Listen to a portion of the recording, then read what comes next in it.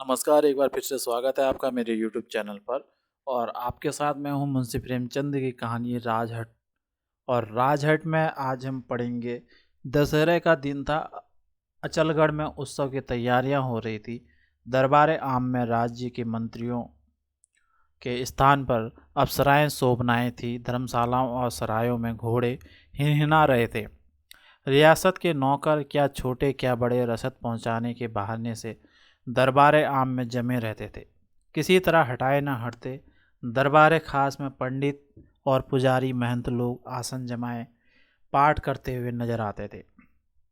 वहाँ किसी राज्य के कर्मचारी की शक्ल न दिखाई देती थी। घी और पूजा की सामग्री न होने के कारण सुबह की पूजा शाम को होती थी। रसद न मिलने की वजह से पंडित लोग हवन में घी और मेवों के भोग को अग्निकुंड में डालते थे। दरबार आम में अंग्रेजी प्रबंध था और दरबार खास में राज्य का। राजा देवमल बड़े हौसलेमंद रईस थे। इस वार्षिक आनंदोत्सव में वह जी खोलकर रुपया खर्च करते। जिन लोगों के दिनों अकाल पड़ा, राज्य के आधे आदमी भूखे तड़पकर मर गए। बुखार, हैजा और प्लेग में हजारों आदमी हर साल मृत्यु का ग्रास बन जाते थे। राज्य निर्धन था, इसलिए न वहाँ पाठशालाएं थी न चिकित्सालय। मगर यह कठिन था, असंभव था कि दुर्गा देवी का वार्षिक आनंद उत्सव न हो। इससे राज्य की शान में बट्टा लगने का भय था। राज्य मिट जाए, महलों की ईंटें बिक जाए, मगर यह उत्सव जरूर है। आसपास के राजे रईस आमंत्रित होते। उनके सामियानों में मीलों तक संगमरमर का एक शहर बस जाता। हफ्तों तक खूब चहल पहल धूमधाम रहती। इसी की बदौलत अचलगढ़ का नाम अटलगढ़ हो गया था। मगर कुंवर इंदरमल को राजा साहब की इन मस्ताना कार्रवाइयों में बिल्कुल आस्था न थी। वह प्रकृति से एक बहुत गंभीर और सीधा साधा नवयुवक था। यों गजब की दिलेर मौत के सामने भी ताल ठोककर उतर पड़े, मगर उसकी बहादुरी खून की प्यास से पाक थी। उसके वार बिना पर की चिड़ियों या बेजबान जानवर पर नहीं होते थे। उसकी तलवार कमजोर पर नहीं उड़ती थी। गरीबों की हिमायत, अनाथों की सिफारिशें, निर्धनों की सहायता और भाग्य के मारे वो के घाव की मरहम की पट्टी, इन कामों से उसकी आत्मा को सुख मिलता था। 2 साल में वह इंदौर कॉलेज से ऊंची शिक्षा पाकर लौटा था और तब से वहाँ वह जोश असाधारण रूप से बढ़ा हुआ था। इतना कि वह साधारण समझदारी की सीमाओं को लांघ गया था। 24 साल का लंबा तगड़ा हैकल जवान, धन ऐश्वर्य के बीच पला हुआ, जिसे चिंताओं की कभी हवा तक न लगी। अगर रुलाया तो हंसी ने। वह ऐसा नेक हो, उसके मर्दाना चेहरे पर चिंता का पीलापन और झुर्रियां नजर आए, यह एक असाधारण बात थी। उत्सव का शुभ दिन पास आ पहुंचा था। सिर्फ 4 दिन बाकी थे। उत्सव के दिन प्रबंध पूरा हो चुका था। सिर्फ अगर कसर थी तो कहीं कहीं दोबारा नजर डाल लेने की। तीसरे पहर का वक्त था। राजा साहब राजनिवास में बैठ गए और कुछ चुनी हुई अप्सराओं का गाना सुन रहे थे। उनकी सुरीली तानों से जो खुशी हो रही थी, उससे कहीं ज़्यादा खुशी यह सोचकर हो रही थी कि यह तराने पॉलिटिकल एजेंट को भड़का देंगे। वह आंखें बंद करके सुनेगा और खुशी के मारे उछल उछल पड़ेगा। इस विचार से प्रसन्नता होती थी। वह तानसेन की तानों में भी नहीं हो सकती थी। आहा, उसकी जुबान में से अनजाने ही वाह वाह निकल पड़ेगी। अजब नहीं किंतु कि उठकर मुझसे हाथ मिलाए और मेरे चुनाव की तारीफ करे। इतने में कुंवर इंदरमल उठकर बहुत सादा कपड़े पहने सेवा में उपस्थित हुए और सर झुकाकर अभिवादन किया। राजा साहब की आंखें शर्म से झुक गई, मगर कुंवर साहब का इस समय आना अच्छा नहीं लगा। गाने वालियों को वहां से उठ जाने का इशारा किया। कुंवर इंदरमल बोले, महाराज, क्या मेरी विनती पर बिल्कुल ध्यान न दिया जाएगा? राजा साहब की गद्दी के उत्तराधिकारी राजकुमार की इज्जत करते थे और मोहब्बत तो कुदरती बात थी, तो भी उन्हें यह बेमौका हट पसंद ना आता था। वह इतने संकीर्ण बुद्धि न थे कि कुंवर साहब की नेक सलाहों की कद्र ना करे। इससे नीचे ही राज्य पर बोझ बढ़ता जाता था और रियाया पर बहुत जुल्म करना पड़ता था। मैं अंधा नहीं हूँ कि ऐसी मोटी मोटी बातें न समझ सकूँ, मगर अच्छी बातें भी मौका महल देखकर ही की जाती हैं। आखिरकार नाम और यश, इज्जत और आबरू भी कोई चीज़ है। रियासत में संगमरमर की सड़कें बनवा दूँ, गली मदरसे खोल दूँ, घर घर कुएं खुदवा दूँ, दवाओं की नहरें जारी कर दूँ, मगर दशहरे की धूमधाम में रियासत की जो इज्जत और नाम है वह इन बातों से कभी हासिल नहीं हो सकता। यह हो सकता है कि धीरे धीरे यह खर्च घटा दूं, मगर एक बारगी ऐसा करना ना तो उचित है और ना संभव। जवाब दिया, आखिर तुम क्या चाहते हो? क्या दशहरा बिल्कुल बंद कर दूं? इंद्रमल ने राजा साहब के तेवर बदलते हुए देखे तो आदरपूर्वक बोले, मैंने कभी दशहरे के उत्सव के खिलाफ मुंह से एक शब्द नहीं निकाला। यह हमारा जातीय पर्व है, यह विजय का शुभ दिन है। आज के दिन खुशियां मनाना हमारा जातीय कर्तव्य है। मुझे सिर्फ इन अप्सराओं से आपत्ति है, नाच गाने से इस दिन की गंभीरता और महत्ता डूब जाती है। राजा साहब ने व्यंग के स्वर में कहा, तुम्हारा मतलब है कि रो रो कर जश्न मनाएं, मातम करें? इंद्रमल ने तीखे होकर कहा, यह न्याय के सिद्धांतों के खिलाफ बात है कि हम तो उत्सव मनाएं और हजारों आदमी उसकी बदौलत मातम करें। 20,000 मजदूर एक महीने से मुफ्त में काम कर रहे हैं, क्या उनके घरों में खुशियां मनाई जा रही हैं? जो पसीना भाई व रोटियों को तरसे और जिन्होंने हराम कारी को अपना पेशा बना लिया है, वह हमारी महफिलों की शोभा बने? मैं अपनी आंखों से यह अन्याय और अत्याचार नहीं देख सकता।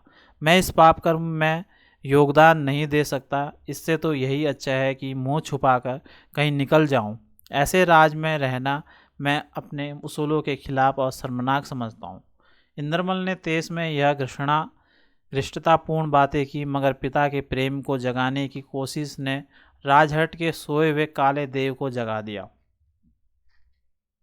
राजा साहब से गुस्से भरी आंखों से देखकर बोले, हाँ मैं भी यही ठीक समझता हूँ। तुम अपने उसूलों के पक्के हो तो मैं भी अपनी धुन का पूरा हूँ। इंद्रमल ने मुस्कुराकर राजा साहब को सलाम किया। उसका मुस्कुराना घाव पर नमक हो गया। राजकुमार की आंखों में कुछ बूंदें शायद मरहम का काम कर देती।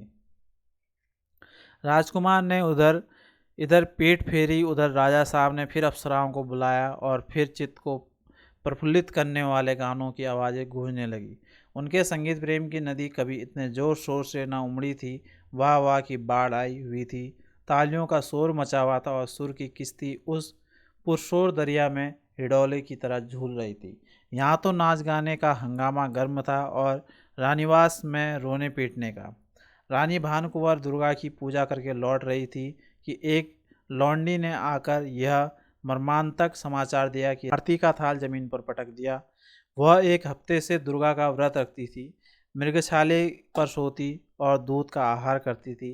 पांव थर्राए जमीन पर गिर पड़ी। मुरझाया हुआ फूल हवा के झोंके को न सह सका। चेरियां संभल गई और रानी के चारों तरफ गोल बांधकर छाती और सिर पीटने लगी। कोहराम मच गया। आंखों में आंसू न सही आंचलों से उनका पर्दा छिप गया था, मगर गले में आवाज़ तो थी। इस वक्त उसी की ज़रूरत थी, उसी की बुलंदी और गरज में इस समय भाग्य की झलक छिपी हुई थी। लौंडिया तो इस प्रकार से स्वामी भक्ति का परिचय देने में व्यस्त थी और भानकुंवर अपने ख्यालों में डूबी हुई थी। कुंवर से ऐसी बेअदबी क्यों कर हुई वह ख्याल में नहीं आता। उसने कभी मेरी बातों का जवाब नहीं दिया। जरूर राजा की ज्यादती है। इसने इस नाच रंग का विरोध किया होगा। करना ही चाहिए उन्हें, क्या जो कुछ बनेगी बिगड़ेगी उसके जिम्मे लगेगी। यह गुस्सेवर है ही, झल्ला गए होंगे, उसे सख्त सुख्त कहा होगा। बात की उसे कहाँ बर्दाश्त, यही तो उसमें बड़ा ऐब है। रूठकर कहीं चला गया होगा, मगर गया कहाँ। दुर्गा तुम मेरे लाल की रक्षा करना, मैं उसे तुम्हारे सुपुर्द करती हूँ। अफसोस यह गजब हो गया, मेरा राज्य सोना हो गया। और इन्हें अपने राग राग की सूझी हुई है। यह सोचते सोचते रानी के शरीर में कंपकपी आ गई। उठकर गुस्से से कांपती हुई वह बेधड़क नाच गाने की महफिल की तरफ चली। करीब पहुंची तो सुरीली ताने सुनाई दी। एक बर्छी सी जिगर में चुभ गई, आग पर तेल पड़ गया।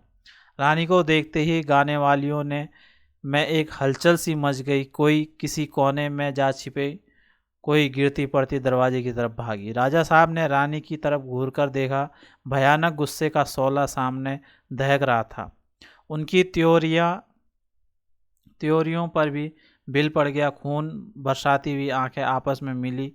मोम ने लोहे का सामना किया। रानी थर्राई हुई आवाज़ में बोली, मेरा इंद्रमल कहाँ गया? यह कहते कहते उसकी आवाज़ रुक गई और होंठ काँप कर रह गए। राजा ने बेरुखी से जवाब दिया, मैं नहीं जानता। रानी सिसकियां भरकर बोली, आप नहीं जानते कि वह कल तीसरे पहर से गायब है और उसका कहीं पता नहीं है। आपकी इन जहरीली नागिनों ने यह विष बोया है। अगर उसका बाल भी बांका हुआ तो उसके जिम्मेदार आप होंगे।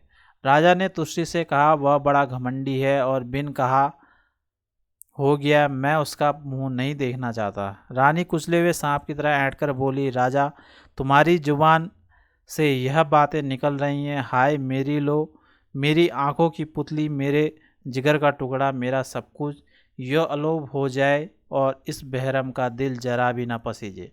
मेरे घर में आग लग जाए और यहाँ इंद्र का अखाड़ा सजा रहे। मैं खून के आंसू रोऊं और यहाँ खुशी का राग अलापा जाए। राजा के नथुनों फड़कने लगे। कड़क कर बोले, रानी भानकुमार अब जबान बंद करो, मैं इससे ज़्यादा नहीं सुन सकता। बेहतर होगा तुम महल में चली जाओ। रानी ने बिफरी हुई शेरनी की तरह गर्दन उठाकर कहा, हाँ मैं खुद जाती हूँ।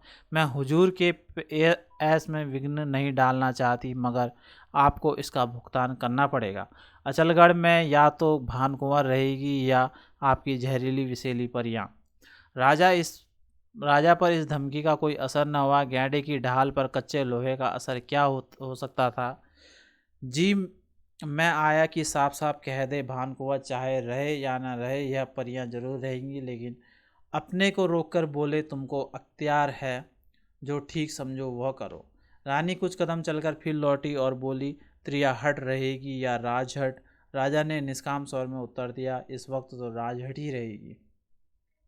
रानी भानकुंवर के चले जाने के बाद राजा देवमल फिर अपने कमरे में आ गए बैठे, मगर चिंतित और बन बिल्कुल बुझा हुआ मुर्दे के समान। रानी की सख्त बातों से दिल के सबसे नाजुक हिस्सों में टिस और जलन हो रही थी। पहले तो वह अपने ऊपर झुंझलाए कि मैंने उसकी बातों को क्यों इतने धीरज से सुना, मगर जब गुस्से की आग धीमी हुई और दिमाग का संतुलन फिर असली हालत पर आया तो उन घटनाओं पर अपने मन में विचार करने लगे। न्यायप्रिय स्वभाव के लोगों के लिए क्रोध एक चेतावनी होती है, जिससे उन्हें अपने कथन और आचार की अच्छाइयाँ और बुराई को जांचने और आगे के लिए सावधान हो जाने का मौका मिलता है। इस कड़वी दवा के अक्सर अनुभव को शक्ति, संकट और व्यापकता और चिंतन को सजगता प्राप्त होती है। राजा सोचने लगे, बेशक रियासत के अंदरूनी हालात के लिहाज से यह सब नाच रंग बेमौका है, बेशक यह रियाया के साथ अपना फर्ज नहीं अदा कर रहे थे।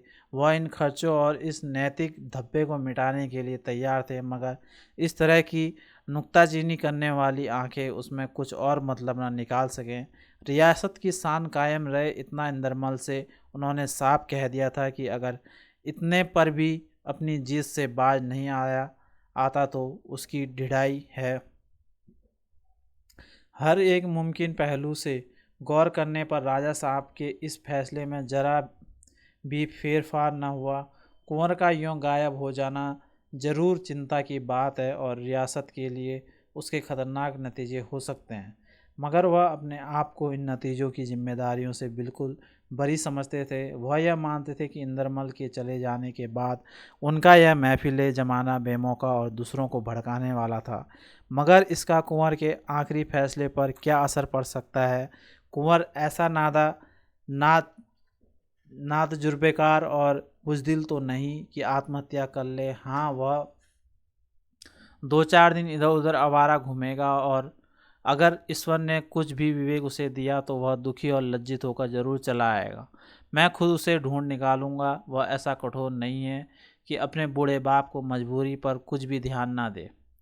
इंद्रमल से फारिग होकर राजा साहब का ध्यान रानी की तरफ पहुंचा, और जब उसकी आग की तरह दहकती हुई बातें याद आई तो गुस्से से बदन में पसीना आ गया और वह बेताब होकर उठकर टहलने लगे। बेशक मैं उसके साथ बेरहमी से पेश आया। माँ को अपनी औलाद ईमान से भी ज़्यादा प्यारी होती है और उसका रुष्ट होना उचित था, मगर इन धमकियों के क्या मायने, इसके सिवा ही वह रूठकर मायके चली जाए और मुझे बदनाम करे। वह मेरा और क्या कर सकती है। अक्लमंदों ने कहा कि औरत की आज बेवफा होती है। वह मीठे पानी की चंचल चुलबुली चमकीली धारा है, जिसकी गोद में चहकती और चिमटती हैं, उसे बालू का ढेर बनाकर छोड़ती हैं। यही भानकुंवर है जिसकी नजबरदारियाँ मोहब्बत का दर्जा रखती हैं। आह, क्या वह पिछली बातें भूल जाऊं, क्या उन्हें किस्सा समझकर दिल को तस्कीन दूं। इस बीच में एक लौंडी ने आकर कहा कि महारानी ने हाथी मंगवाया है और न जाने कहाँ जा रही हैं, कुछ बताती नहीं। राजा ने सुना और मुंह फेर लिया। इंदौर शहर से 3 मील दूर उत्तर की तरफ घने पेड़ों के बीच में एक तालाब है, जिसकी चांदी जैसे चेहरे से कोई का हरा मखमली घूंघट कभी नहीं उड़ता।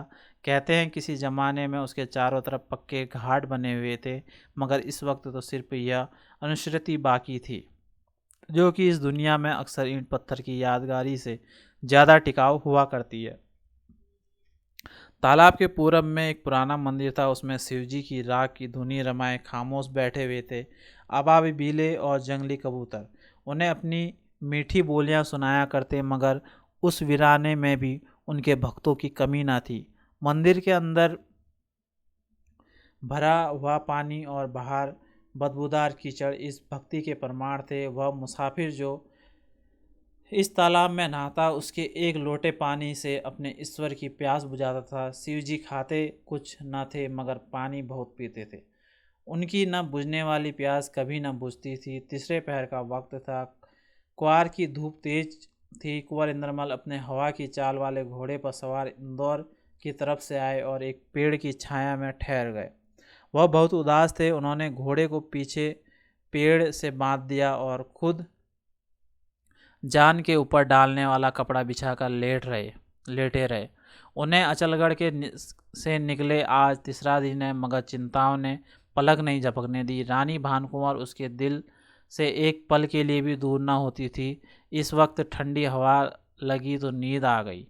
सपने में देखने लगा कि जैसे रानी आई है और उसे गले लगाकर रो रही है। चौंक कर आंखें खोली तो रानी सचमुच सामने खड़ी उसकी तरफ आंसू भरी आंखों से ताक रही थी। वह उठ बैठा और माँ के पैरों को चूमा, मगर रानी ने ममता से उठाकर गले लगा लेने की बजाय अपने पांव हटा लिए और मुंह से कुछ न बोली। इंद्रमल ने कहा, माँ जी आप मुझसे नाराज़ हैं। रानी ने रुखाई से जवाब दिया, मैं तुम्हारी कौन होती हूँ। कुंवर, आपको यकीन आए न आए, मैं जब से अचलगढ़ से चला हूँ एक पल के लिए भी आपका ख्याल दिल से दूर नहीं हुआ। अभी आप ही को सपने में देख रहा था। इन शब्दों ने रानी का गुस्सा ठंडा किया। कुंवर की ओर से निश्चिंत होकर अब वह राजा का ध्यान कर रही थी। उसने कुंवर से पूछा, तुम 3 दिन कहाँ रहे। कुंवर ने जवाब दिया, क्या बताऊँ, कहाँ रहा, इंदौर चला गया था। वहाँ पॉलिटिकल एजेंट के सारी कथा कह सुनाई। रानी ने यह सुना तो माथा पीट कर बोली, तुमने गजब कर दिया, आग लगा दी। इंद्रमल, क्या करूं, खुद पछताता हूं। उस वक्त यही धुन सवार थी। रानी, मुझे जिन बातों का डर था वह सब हो गई। अब कौन मुंह लेकर अचलगढ़ जाएंगे। इंद्रमल, मेरा जी चाहता है कि अपना गला घोट लूं। रानी, गुस्सा बुरी बला है। तुम्हारे आने के बाद मैंने रार मचाई और कुछ यही इरादा करके इंदौर जा रही थी। रास्ते में तुम मिल गए। यह बातें हो ही रही थी कि सामने से बहेलियों और सांडनियों की एक लंबी कतार आती हुई दिखाई दी। सांडनियों पर मर्द सवार थे, सुरमा लगी आंखों वाले, पेचदार जुल्फों वाले। बहेलियों ने हुस्न के जलवे थे, शोक निगाहें, बेधड़क चितवन। यह उन नाच रंग वालों का कफीला था जो अचलगढ़ से निराश और खिन्न चला आता था। उन्होंने रानी की सवारी देखी और कुंवर का घोड़ा पहचान लिया। घमंड से सलाम किया, मगर बोले नहीं। जब वह दूर निकल गए तो कुंवर ने जोर से कहा मारा, यह विजय का नारा था। रानी ने पूछा, यह क्या कायापलट हो गई? यह सब अचलगढ़ से लौट आते हैं और ऐन दशहरे के दिन। इंद्रमल बड़े गर्व से बोले, यह पॉलिटिकल एजेंट के इनकारी तार के करिश्मे हैं। मेरी चाल बिल्कुल ठीक पड़ी। रानी का संदेह दूर हो गया। जरूर यही बात है, यह इनकारी तार की करामात है। वह बड़ी देर तक बेसुध सी जमीन की तरफ ताकती रही और उसके दिल से बार बार यह सवाल पैदा होता था, क्या इसी का नाम राजहट है? आखिर इंद्रमल ने खामोशी तोड़ी, क्या आज चलने का इरादा है कि कल? रानी, कल शाम तक हमको अचलगढ़ पहुंचना है। महाराज घबराते होंगे। धन्यवाद। आप